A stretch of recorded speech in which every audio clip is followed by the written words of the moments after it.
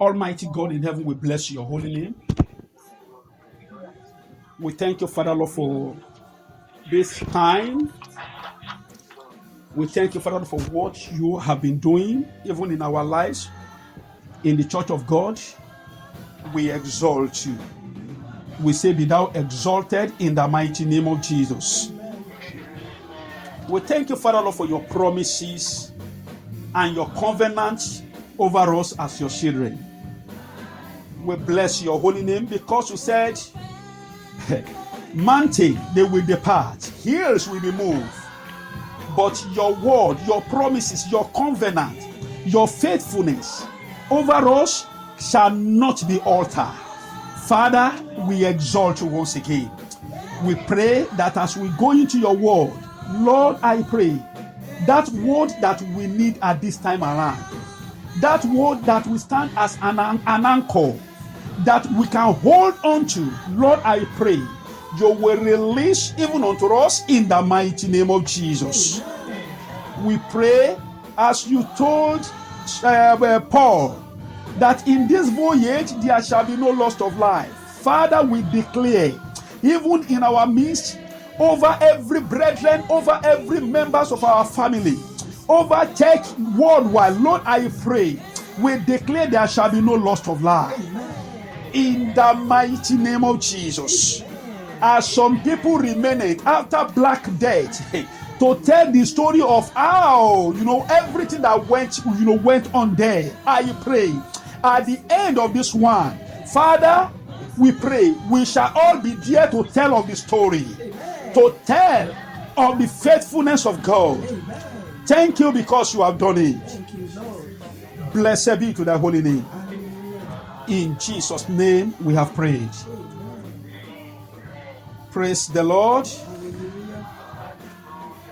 We thank God for every one of us that are on this platform at the moment.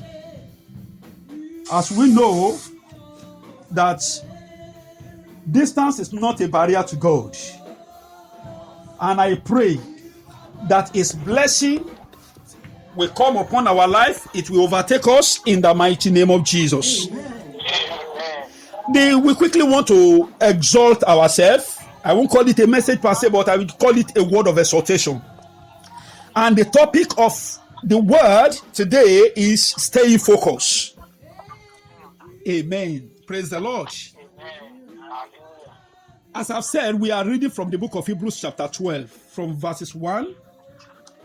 And verse 2 says, looking unto Jesus, the author and the finisher of our faith. Looking unto Jesus, the author and the finisher of our faith, who for the joy that was set before him endured the cross, despising the shame, and is set down at the right hand of the throne of God. Amen. Verse 3, and consider him that endureth such contradiction of sinner against himself, lest ye be weary and faint in your mind.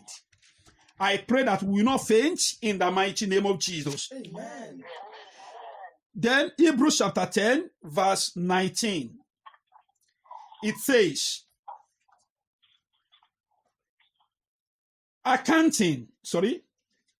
from verse 19.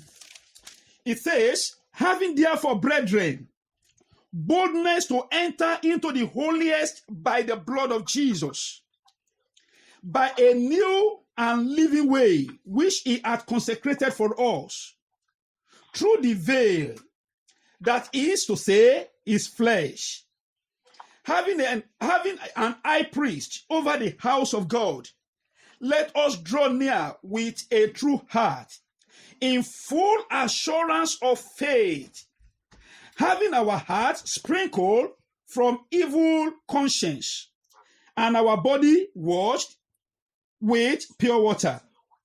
Let us hold fast, which is very, very cogent.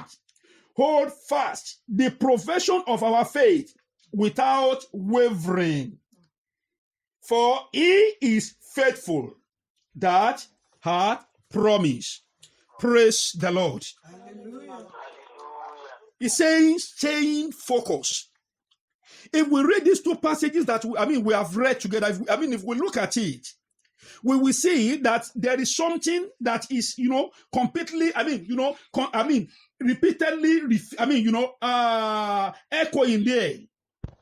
That is holding fast, faith without wavering. At this time around, we know that many people, they are struggling because of many things that are around them. A lot of people are weighed down by the issues of life, by the news that we are hearing day by day. Many people, they start running, running when they could not even see what is even pursuing them. On many occasions, we realize that fears, it gripped hearts. It gripped our heart, and faith almost jumped out of us at mere hearing the news from a distance. There are a whole lot of things that make the heart of man to prick. But when we look at, what the promise, what our God is telling us, that our own faith, we should allow our faith to stand at this time around. News around may want to put people, may want to push people around. What we are hearing, what we are seeing, may want to go a long way, to affect our heart. We should not let our case be like the case of the Israelites that saw the wonder of God. They saw those things, that the wonder that God performed even in the land of Egypt. They saw the red part, parted. They saw the manna, they ate the manna in the wilderness, but yet they soon forget how great their God has been. I pray that this time around we not weaken our faith in the mighty name of Jesus.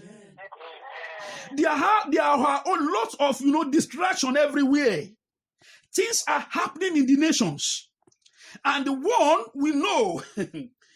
And there are a whole lot of things that we know. There are a whole lot of things that we read from from the news. We read from the newspaper. Everything sometimes seek to slow us down. A lot of things try to occupy even our mind and change our focus and make our faith and trust to shake. My brethren, this is just a word of encouragement for us. The Bible made us to know that they that know their God, they will do a great exploit. A great exploit. The great exploit. And I pray that at this time around, nothing will weaken our faith in the mighty name of Jesus. Amen. If we can just focus on God, we will understand that these things are but for a moment. It's just a passage. It's just a passage. And none of us will die even in this valley in the mighty name of Jesus. Amen. If we read the book of Psalm 46 verse 10, you could see that God is telling us there that we should be what? We should be still. Be still, be focused. Why is he telling us to be focused? Because when we are not focused, when we are not still, our mind is going to be filled with so much noise. We'll be filled with so much news and the storms that are blowing around us. But don't forget that we are not of this world. Praise the Lord. We are not governed by what is happening in the world. What is happening in the world, we have already had promises. We have already had prophecies about it that is going to happen. And because it's the word of God, there is no way we can chide against it. At least, even, there was a message that somebody sent to me. I listened to it. That pastor was prophesying it. That in year 2020 is a year that is full of evil from nations to nation. Even in our midst as well, the prophecy, it was, I still listened to it this morning, that God told us last year, that this year 2020 is full of all kinds of, problem. It's going to come, and now it has come. But one thing that I discover from the two messages that I received, and the one that we had in our midst, is that God continue to promise us as as his children that we should not be fearful. We will hear about it, it will never come near us. And I pray, so shall it be in the mighty name of Jesus. Because whatever that consumes our heart will control our life. If we allow anything to consume our hearts, that all that we are thinking is just about coronavirus. They were saying it in the news a few days ago, that in the UK, by this coming week, that almost 45% of people in the UK, that they will contact this coronavirus. I said, well, thank God they said only 45. we still have 55%. Those 55%, our own family are there, because we are not going to be partakers of it in the mighty name of Jesus. It is possible that we maybe we have a slight symptoms of anything. Don't let us attribute it to coronavirus because it is not our own portion. Ordinarily people can get one can get weak. Ordinarily one can be tired as a result of rigor of life. But when it comes, let's just see it as ordinary. It has nothing to do with coronavirus. Don't let us fear it unnecessarily. Because look at what Job said. Job said, he said, that which I fear most has eventually come upon me. The Bible made us to know that Job was so rich. Ask this, ask that, ask everything. But what was Job fearing? Will all this thing not vanish one day? Eventually it happens. I pray that the issue of, no matter the name they call it, even they are even saying another one is breaking out in China or wherever. Whether they are 10 plagues, God, let's look at the number of plagues that God used to, terrorize the Egyptian. All we are seeing is just only one or two. But despite all that God did in the land of Egypt, none of the children of Israel, none of his own, became a partaker. No matter what is going on in this world, no matter what is going on in this nation, it will not be our portion in the mighty name of Jesus. Amen. We should not allow that to come into our hearts. The moment it comes, let us rebuke it. It is not our portion. It will not stand, neither will it come to pass in the mighty name of Jesus. It says, when we focus on situation around us, your focus has been shifted from the possibility power of God. The moment we focus on situation around us, they are talking of corona, everybody is corona. Now you can't even go around people and it's corona. But one thing I want us to know is that even no matter what, let it ravage the nation. The Bible says 1,000 shall fall by our right, 10,000 by the left. It will not come near us. We will only read about it. So that by the time it passes, we'll be able to say, this is what went wrong. This is what went over. And I pray so shall it be in Jesus' name. Amen. The moment we focus on situation around us, our focus will be shifted from the possibility power of God.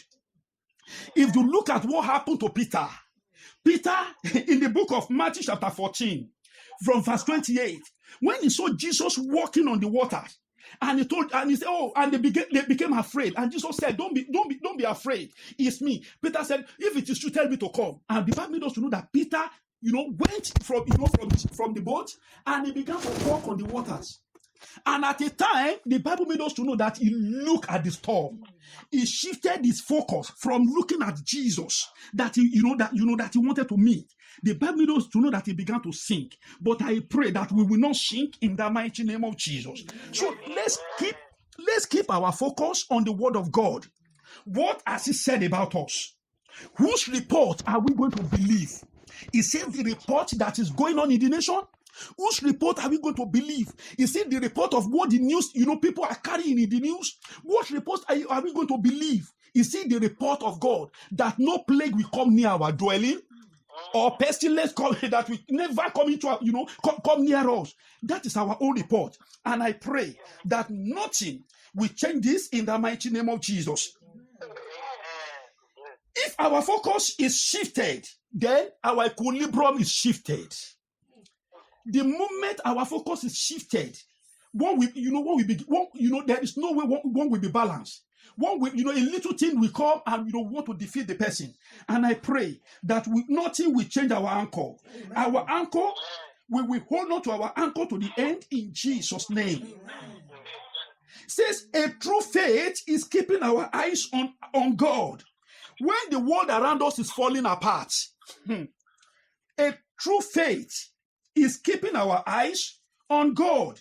When the world around us is falling apart, God is still who He is. He says, I change it not. He says, I'm not a son of man that will repent. Have I spoken? Will I not do it? Will I not do it? He did it in the land of, in the land of Goshen. He protected his own. He surrounded them, and no evil befall them. And I pray that at the end of this coronavirus, by the time it will carry its load and go, I pray that none of the member of church worldwide, none of our family will be partakers in the mighty name of Jesus. Don't let us forget, He is our shelter.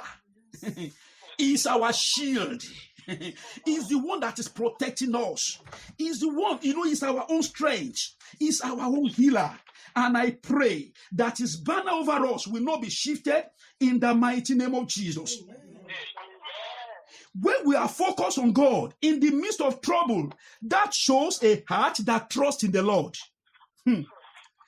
Nothing in hell can scare a heart that trusts in the Lord and focus on God. Nothing. The heart that trusts in the Lord. The Bible made us to know, it says, faith maketh no shame.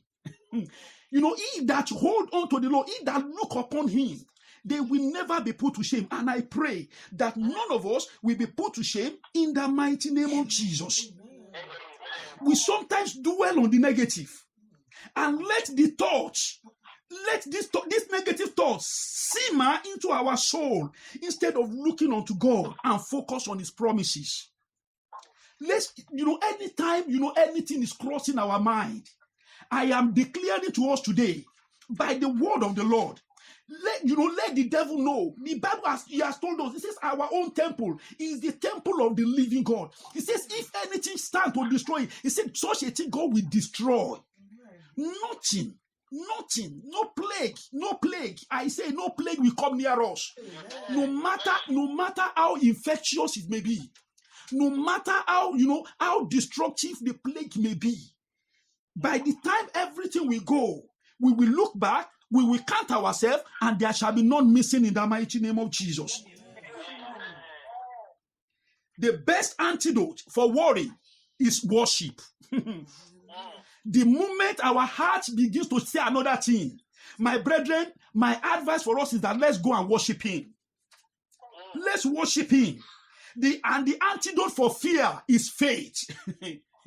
When our mind begins to look, talk contrary, no matter the news they carry all about, no matter the news, even if they say this coronavirus is going to catch 90%. If we calculate 10%, the remaining 10% that is still left of this world is going to we will be among them. It will not come near us in the mighty name of Jesus. I remember it was when this thing happened that my mind came back to it. That call the last time that we did anointing service, and our pastor says we should bring anointing oil and all sort of that we should use. When this thing happened, God, the Spirit of God reminded me that I have said it that I will use that anointing beyond what you people think. Beyond what you people think. And we use it. We are still using the anointing oil in our own family. We use it we anoint ourselves. No plague, because that is the word of God. We believe in it. Our faith clings to it. And I pray, so shall it be for us in the mighty name of Jesus. We should not let our focus change.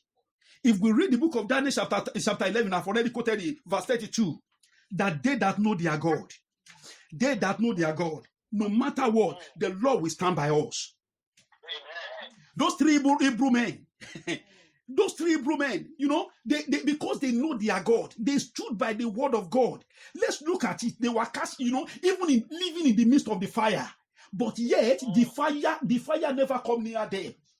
for us knowing our God, for us standing and focusing on our God.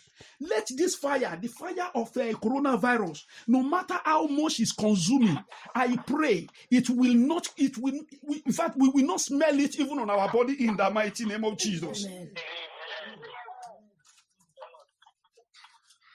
Amen. The book of Isaiah chapter 26 verse 3. It says, you will keep the mind that is dependent on you in perfect peace, for it is trusting in you. That is the word of God, that he will keep the mind of those people who depend upon him. Let's depend upon him this time around. Don't let us depend on whatever anybody says. Don't let us, the only thing we say is that let's exercise the care, the normal, carefulness. But as far as we are concerned, it is not our portion. In the mighty name of Jesus. In Psalm 46 verse 10, it says, be still and know that I am God. I will be honored by every nation. I will be honored throughout the world. By the time, people will see us, by the time they will hear about us, the name of our God will be honored. Amen. That, no matter how, the way the problem was going on, the way the plague was going on, it never come near us. And so shall be our testimony in the mighty name of Jesus. Amen. And if we read Psalm 112 verse 7 as well, it says, they will fear.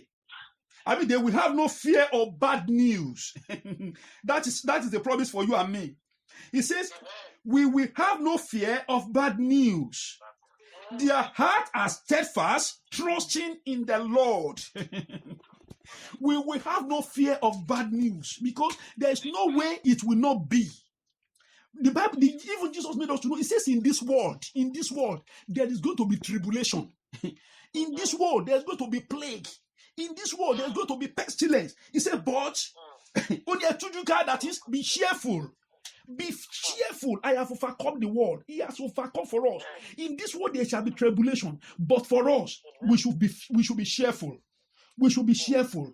And I pray that nothing will affect our faith. Nothing will shift our focus in the mighty name of Jesus. Psalm 57 verse 7. It says, my heart, Psalm 57 verse 7, it says, my heart is fixed in you, oh God. My heart is fixed. No wonder I can sing your praises. When other people are crying, we will be singing the praises of God. Because our heart is fixed on him.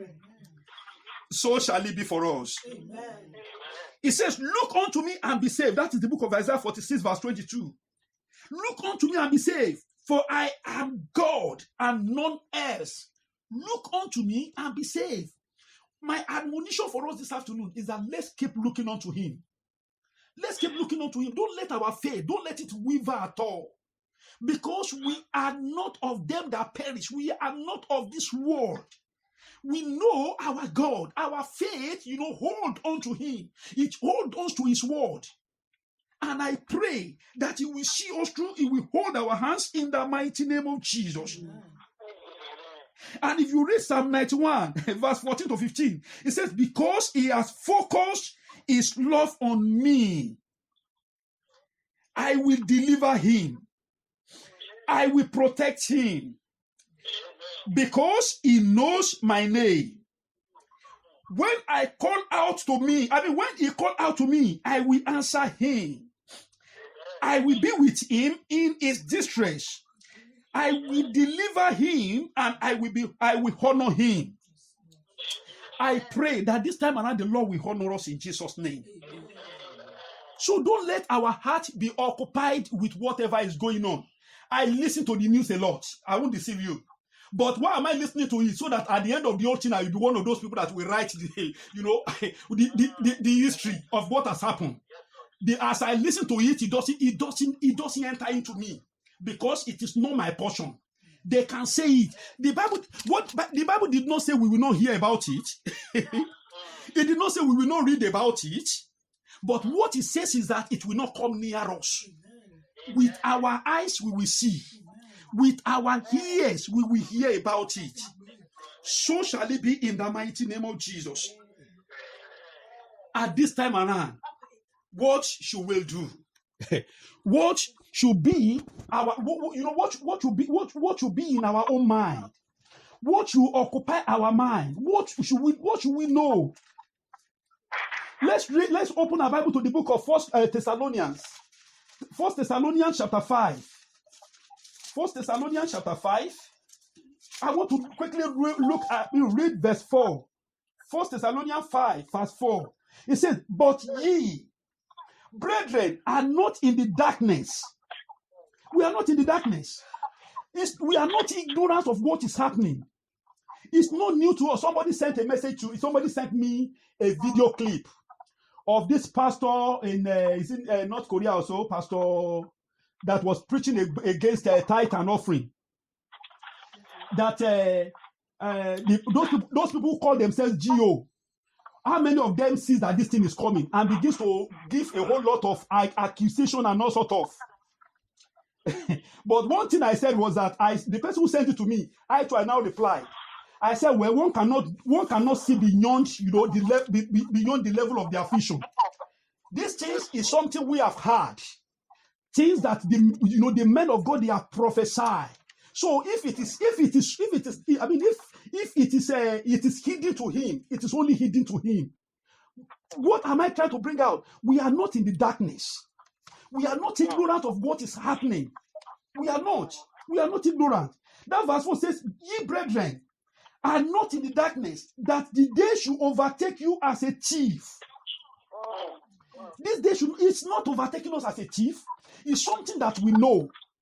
A lot we still, a lot has died. Well, based on the population that they announced yesterday, the number of people that has passed away alone. But yet, even in the UK, they still said it in the news yesterday that this week and next week is going to be the peak for for them, but not for us. In the mighty name of Jesus, we are not in the dark. We are not in the dark. One thing we should know is that all this thing that is happening is telling us that the end is near. That is what should occupy our mind today. That all this thing that we are seeing is telling us that, we are close to that glorious home. All that is happening today is telling us that we should look up into heaven. We should be expecting, to hear the trumpet sound. It can happen any moment. We are not in the dark. God has not kept us in the dark at all. He's telling us that when you see all these things, know that the time of my coming is near. It's near. Look at it now. Every countries of the nation, all the nations of the world coming together, and they couldn't even combat just only one plague. And at the moment now, they are now forming an alliance now. It was in the news now that, all the other countries, they want to come together and against China because, they are seeing China as the one that has brought it and all sort of. All those ones they are just saying what they want to say. All I know is that they are only preparing way for the Antichrist. Yeah, they are only because when all the nations of the world are now coming together, what can we do together? How can we combat it together? Because all the economy, there is no nation of this world that the economy has not crumbled now. Economy of every nation has crumbled. Now they want to fix it unitedly. And what are we expecting? Who is coming to lead the united front? So it's only telling us that the time is near for us to round up whatever we are doing here on earth. The time is near for us to round up whatever that is going on.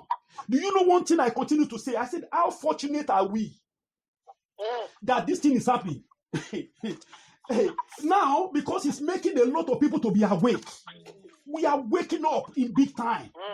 Had it been that it has happened about, maybe the rapture just happened, maybe last year, boom, like that, a lot of people will have missed it. There wouldn't have been room for anybody to repent. We can see a whole lot of things that is happening now. I think somebody sent it to me. I think it was somebody. I don't know. It was Daddy Joe that even sent it to me. That was it in Zambia? That the whole president of the nation called the whole nation And the man began to weep. And he was weeping, the nation were weeping in their national stadium. And saying, we rededicate our nation back unto Christ. We give our nation to Jesus Christ. You know, if the foundation is this and is that, I look at it, I said, look at what a privilege. What a privilege for us to make our way right. What a privilege for us, you know, to not to be like the foolish virgin that we read from the book of Matthew chapter 25 from verse 1 to 13. He says, out of the 10 virgins, 5 of them, they are foolish. They slept off and there is no oil, no preparation. But in our own case, God is giving us grace to rededicate. He's giving us grace to see that my coming is imminent. On daily basis, continue, you know, to make your way right. In the book of Matthew, the book of what's it called? Romans chapter 13. Verse 11. You know, he made us to know that this is the time that we need to wake up. We need to wake up from our slumbering. We need to wake up from our, you know, those of us that are sleeping, it's a time to wake up. Anything that we are doing, that we know that this one is sinful, God is giving us a waking up call. He's telling us that the time is telling us on your mark, get ready, because anything could happen. And I pray that at his coming, none of us will miss it in the mighty name of Jesus. What is it called? John the Baptist. The Bible made us to know, and it was even, you know, if we read the book of Isaiah, it was even there. The prophecy about John the Baptist, chapter 40 from verse 3 to 5. It was telling us that, there is a voice in the wilderness that is calling that prepare ye the way of the Lord. Prepare ye the way of the Lord. Now is a time for us to prepare our hearts. It's a time for us to prepare our ways. It's a time for us to prepare, to leave this world. Anytime we might say it's going to be soon. It might be later. We might say it might going to be later. It might be soon. Nobody know the hour. Nobody know the time.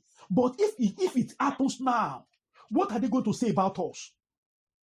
If it happens any moment, we cannot say God has been unrighteous with the grace He has given to us. We have seen people that they had a car accident and they died instantly. No room for them to repent.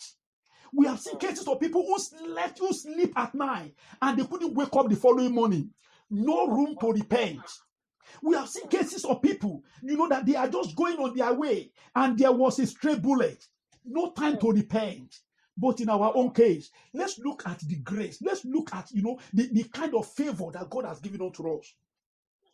It's a time for us now to look back. It's a time for us to look at our ways. It's a time for us now to examine our life. It's a time for a wake-up call. And I pray that we will not be of them, that are doomed for perdition in the mighty name of Jesus. If there's anything that we need to do now, let's examine our way in the light of the word of God. This time around should be a time that we should be close to God in our prayers.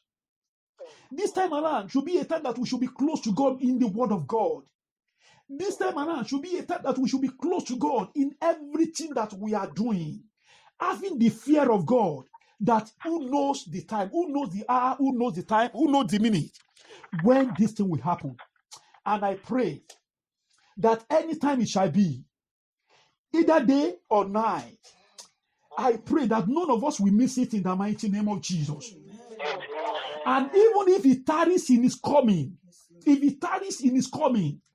His promises concerning us, His promises concerning every member of our families, His promises concerning His church, I pray nothing will alter it in the mighty name of Jesus. Let us bow down our heads as we are going to pray. Let's commit ourselves to the hands of God, my brethren. Let's first examine our life. If there is anything, my brother, my sister, fellow brethren in Christ, If there is anything at this time around, it's a time, a lot of us have said it in our prayer. Baba Dioti has said it. AP Aduno has said it. AP Aduno, everybody, Pastor has said it. That it's a time for us. It's an awakening time. Let's bring out. Let's come before Him, and let's rededicate our life. Let's tell Him, Lord, today we don't know. Lord, today I rededicate my life. Thank you, Father, even for the grace that He has given to us to rededicate. Let's commit ourselves to the hands of God and tell God, Lord, I am releasing it unto you. Hey, I'm releasing my life unto you. The blood of Jesus cannot be in vain over our life. The blood of Jesus cannot be in vain over our life. Let's dedicate our life. Let's give Him our life, everything about us. Let's declare Him as our Lord and as our Savior. Let's pray and tell God, Lord, don't let your blood be in vain. Don't let your blood be in vain. Over our lives, over our family, don't let your blood be in vain. In the mighty name of Jesus. In the mighty name of Jesus. In the mighty name of Jesus. We give our life to you afresh. We give our heart to you afresh. Enter into our life. In Jesus' mighty name, we pray. Before mommy we round up, we are going to pray and tell God, Lord, activate my faith at this time around. Activate my faith this time around. I want to believe in your report. The report of God that says we have victory. It says we shall overcome by the word of our testimony, by our declaration, and by the blood of the Lamb. Let us pray and tell God, Father, activate my faith. No matter how many people are going to die, no matter how infectious these diseases, the plague may be. Father, we exonerate ourselves. We exonerate our family. We exonerate every member of the church of God. Every children of God. We exonerate ourselves. We get ourselves out of that population. In the mighty name of Jesus. In the mighty name of Jesus. No matter how many beds, no matter how many hospitals they are building, we will not be there. Our family will not be there. The member of the church of God will not be there. In the mighty name of Jesus. Be our God. We will only hear about it. In the mighty name of Jesus. Thank you, Father.